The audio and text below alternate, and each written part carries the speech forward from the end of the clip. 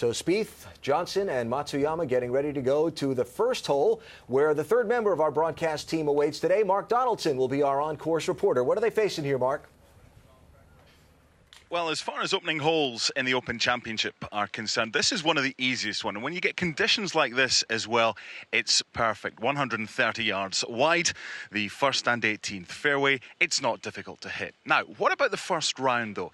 You're going to have to shoot low today if you want to be in contention.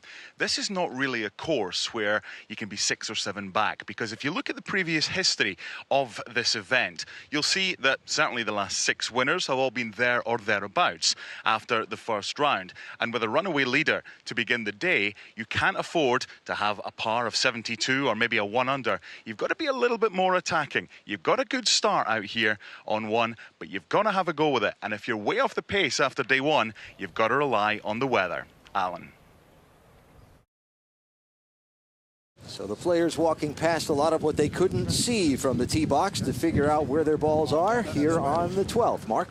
Yeah, thanks, Alan. We spoke a couple of minutes ago about the players deliberately missing yesterday left, not saying it was deliberate today, and missing right. So with the golf ball here, I want to give you an example of the rough and what it's like in here, because when you miss deliberately and it goes in there, that's okay. It's fine. You can see it. You can play it.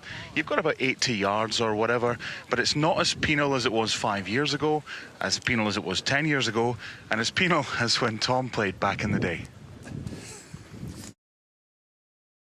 As we move ahead now to the par 5 on the inward 9, called appropriately long. 614 yards is how it'll play. Yeah, it's a very famous hole. Out of bounds lurks entirely down the right-hand side outside that wall. And then the Beardies, the famous Beardies, a cluster of bunkers, why they're called that, I don't know, on the left in the landing zone. And then the famous Hell Bunker that intercepts the second shot to the green area that you try to get across on your, there it is right there. Well, why would they call it Hell Bunker? Well, I'll leave that to your imagination, or ask Mark to explain. Welcome to hell. This nasty piece of work's Hell Bunker here on 14. I'm standing in the deepest part of Hell's Bunker. I'm 6'3", and when I put my hand up, as you can see, it just gets over the top. It's a nasty place for the second shot on 14. They shouldn't be in here, but if they are, what could happen? Well, over on this side, this isn't as deep, but it's nastier to get out over on the left-hand side of the bunker. On the right-hand side of the bunker, if you're up here, now normally when most players are in bunkers, you think, how do I get out? You don't necessarily need to get out this bunker. It might not be your best option, because if I play my shot over here, then it gives me the chance to get it up towards the green. The problem you've got, if you're swinging, you might have the bank as an issue for your backswing. So you could end up having to maybe take a rescue club or even a putter just to get it to the front of the bunker. If you try and play it out straight that way, the issue you've got with the slope is it could run back down into the bunker.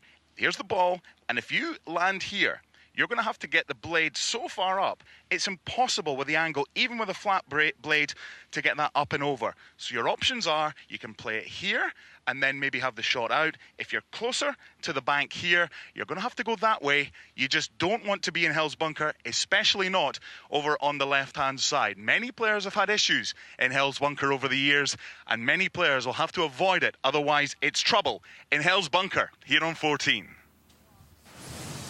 Mark describes that like a man who's had a lot of experience in bunkers here at the old course. Well, speaking of bunkers, we're in the bunker just in front of me to the left, and that is not going to be easy to get out.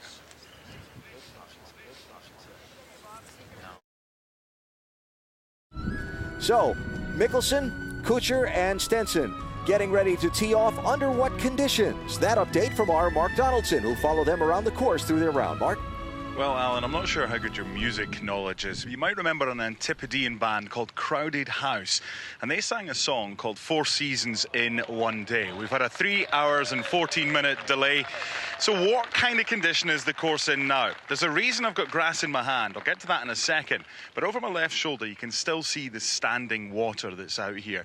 And as you mentioned earlier, Alan, they did a great job, the groundskeeping staff. And as Phil Mickelson said a couple minutes ago, it's a southeast wind, so it's heading that way, and it's in the golfers' favour for the first 9 holes. One thing to note, a lot of golfers might leave their putts short this morning. It's running about 3 inches shorter than it was yesterday, and you see a lot of putts so far this morning have been left short. So we're looking forward to the group with Phil Mickelson, Matt Kuchar and Henrik Stenson here on our interactive coverage, and we'll have tee-offs from the first when we come back.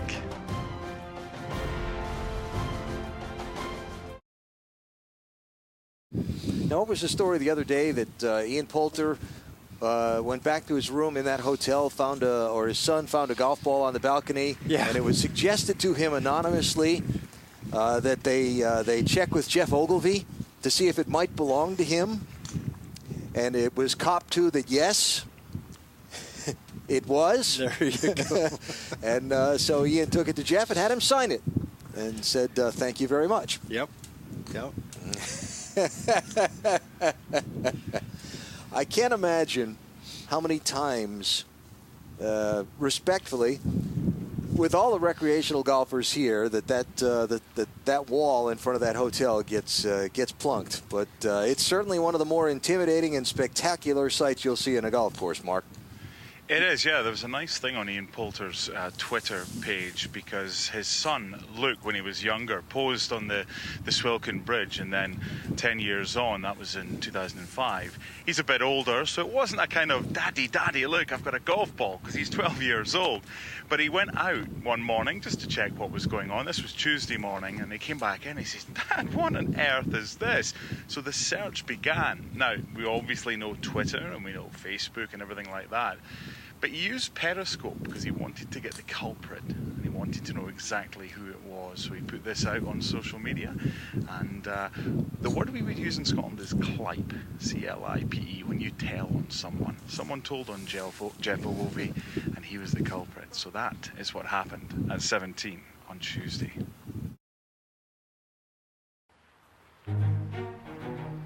Hell bunker is just the biggest bunker ever. And if you get anywhere near the face of that bunker, it's the end of a round. It's that bad.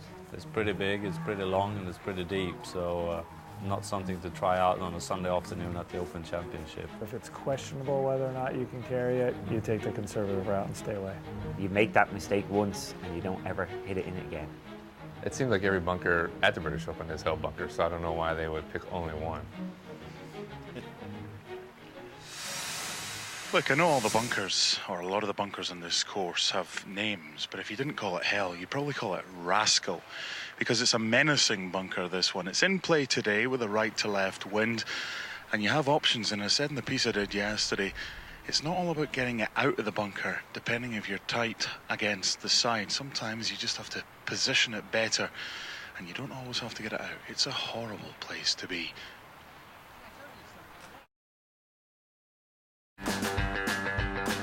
I aim over the O and the U of course and try and hit a little cut off that line. I believe it's the O in hotel that we mostly want to aim at. I don't like aiming at something that I'm trying to hit over, and so I tend to pick one of the towers in the background. I go over the course, the whole word course, and just try and hit it as straight as possible. The O in hotel has always been kind of one place to try and set it off over.